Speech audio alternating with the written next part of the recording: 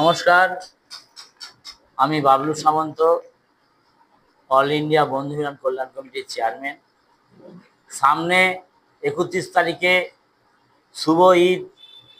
প্রত্যেককে আনন্দ এবং প্রত্যেককে খুব সুন্দরভাবে এই ঈদ মানাক এবং প্রত্যেকে যেন এই ঈদকে, শুভ রমজানকে যেন সুন্দরভাবে একদম প্রত্যেকের সাথে জড়িতভাবে একে একের মধ্যে আনন্দে উৎফুল্লিত হয়ে যেন এই ঈদ মানায়।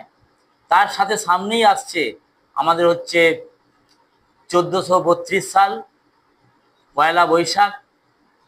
আমি আমার দেশবাসীকে এবং আমার কমিটিকে দুটোই একসাথে বলছি, রমজান 31 তারিখ এবং শুভ ঈদ, তার সাথে পয়লা বৈশাখ।